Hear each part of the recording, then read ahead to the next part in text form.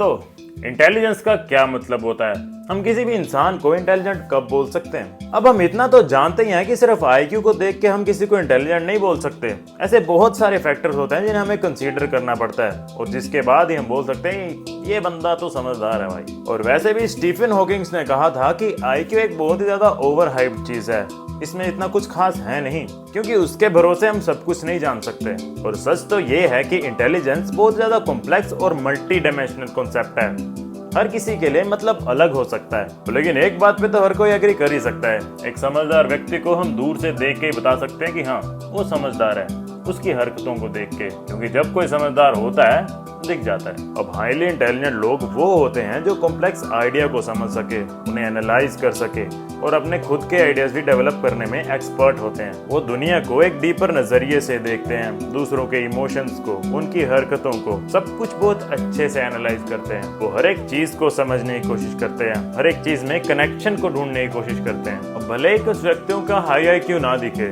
कुछ व्यक्ति एकेडमिकली इतने अच्छे ना हो, पर लेकिन अपने फील्ड के ये लीडर होते हैं। पर तुम्हें हैरानी होगी ये जानकर कि इंटेलिजेंट होने के भी अपने ही नुकसान हैं। तो एक समझदार इंसान को कई मुश्किलों का सामना करना पड़ता है। अब दिमाग में चल रहा होगा कि क्या तुम भी उनमें से हो या नहीं। तो चलो देखते हैं ऐसे 8 स्ट्रगल जो सिर्फ हाईली इंटेलिजेंट लोग ही रिलेट कर सकते हैं। नंबर 1, तुम्हें स्मॉल टॉक्स पसंद नहीं है। अगर तुमने कभी सुना हो great mind discuss ideas, average mind discuss events and small mind discuss people, तो ये बात समझ भी जाओ कि स्मार्ट लोग छोटी छोटी बातें, जैसे कल के मैच का स्कोर क्या था, मेरे पड़ोसी ने कल नया गेट लगवाया है, घटिया है, कौन कितना बेकार इंसान है, कौन कितना लीचड़ है, बिग बॉस में क्या चल रहा है, ये सब चीजें उन्हें बोरिंग लगती हैं। वो लोग ज्यादा आर्ट, साइंस, सोसाइटी या फिर फिलोसफी जैसे डीप टॉपिक्स पे बात करना पसंद करते हैं। स्मॉल टॉक्स उनके लिए एग्जॉस्टिंग और पॉइंटलेस होती हैं, या फिर वो इस बात को अच्छे से जानते हैं कि जो हम बातें करते हैं वो हमारे माइंड के लिए खाने का काम करता है। जैसे घटिया खाना खाने पर हमारी फिजिकल हेल्थ खराब होती है, वैसे घटिया बातें करने पर हमारी मेंटल हेल्थ खराब होती है, शायद इसीलिए नहीं करते।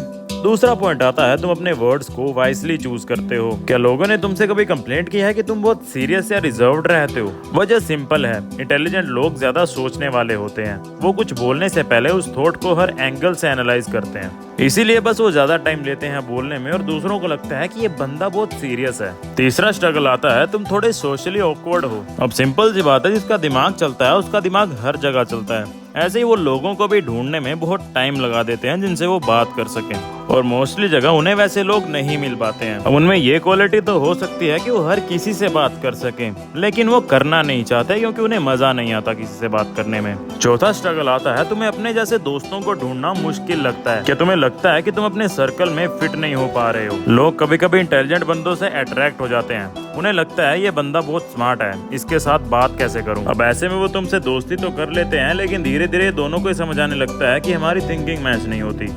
पांचवा स्ट्रगल आता है तुम ज्यादा बाहर नहीं जाते। स्मॉल टॉक से प्रॉब्लम है, दोस्त बनाना मुश्किल है, तो ऑब्वियस है ज्यादा आउटिंग करना अवॉइड ही करते होगे। ज्यादा टाइम या तो अपनी पढ़ाई में, अपने काम में, या तो नए एक्सपीरियंसेस में इन्वेस्ट करते हो। छठा स्ट्रगल आता है एक समझदार इंसान कभी कभी ओवर थिंकिंग में फंस जाता है। अगर तुमने एनालिसिस पैरालिसिस सुना हो, यानी इतना ज्यादा सोचना कि डिसीजन ले पाना मुश्किल हो जाता है। कभी कभी तो छोटी से छोटी चीजों पे भी, लाइक खाने में क्या ऑर्डर करना है या लाइफ का कोई बड़ा डिसीजन, तुम सब एंगल देखने लग जाते हो, pros, cons, long term impact. अब ये बड़े डिसीजंस के लिए एक तरीके से सही भी हो जाता है, पर कभी कभी हमें लॉजिकली नहीं सोचना होता। हम भगवान नहीं है, इसलिए सारी पॉसिबिलिटीज नहीं देख सकते। अगला स्ट्रगल आता है तुम्हारा दिमाग कॉन्स्टेंटली नया चैलेंज मांगता रहता है। एक हाईली इंटेलिजेंट माइंड को मेंटल सिमुलेशन चाहिए होता है। सिंपल टास्क लाइक रोज सेम ही रूटीन फॉलो करना, उसी ऑफिस जाना, वही सेम काम करना, उन्हें बहुत बोरिंग लगने लगता है, इसीलिए वो एक चीज में बहुत लंबे समय तक नहीं टिक सकते। तुम्हें हमेशा कुछ नया सोचना या नई चीज सीखना पसंद आता है, और जब लाइफ में कुछ नया नहीं हो रहा होता तुम्हें बहुत फ्रस्ट्रेशन होने लगती है। आठवां स्ट्रगल आता है तुम हमेशा सक्सेस का प्रेशर फील करते हो। ग्रेट पावर के साथ ग्रेट रिस्पॉन्सिबिलिटी आती है, या फिर in this case great intelligence के साथ आता है ग्रेट एक्सपेक्टेशंस। लोग तुम्हारी कैपेबिलिटी देख के मान लेते हैं कि तुम हर बार बढ़िया करोगे, बेस्ट परफॉर्मर होगे, या हर एक चीज इजीली हैंडल कर सकते हो। तो जब कोई कैजुअली बोलता है कि भाई तू तो कर ही लेगा, तो वो प्रेशर ओवर बढ़ जाता है, और फिर तुम खुद से भी कॉन्स्टेंटली परफेक्शन एक्सपेक्ट करने लगते हो, एंड फेलियर का डर सेटल हो जाता है। तो ये थे वो 8 स्ट्रगल जो एक इंटेलिजेंट इंसान अपने लाइफ में फेस करता है। तो बताओ तुम कितने स्ट्रगल से रिलेट कर पाए? कमेंट सेक्शन में अपना स्कोर बताना और देखते हैं तुम इंटेलिजेंट हो या नहीं हो। मेरा स्कोर बहुत कम है, 2 या 3। अब जरूरी नहीं कि हर एक इंटेलिजेंट इंसान यही 8 स्ट्रगल फेस करता है, वो तुम्हारी अंडरस्टैंडिंग के ऊपर है। पर हाँ, 4 या 5 से भी रिलेट कर पाए तो समझदार हो तुम। हम समझते हैं दूसरों से ज्यादा सोचना, ज्यादा समझना एक सुपर पावर है, लेकिन ये एक रिस्पॉन्सिबिलिटी ज्यादा लगती है। अगर तुम अपने आसपास वालों से ज्यादा समझदार हो तो तुम्हारी रिस्पॉन्सिबिलिटी हो जाती है उन्हें साथ लेके चलना, उनकी इंटेलिजेंस भी डेवलप कराने में उनकी हेल्प करना। क्योंकि समझदारी हो सकता है किसी में बाई बर्थ हो,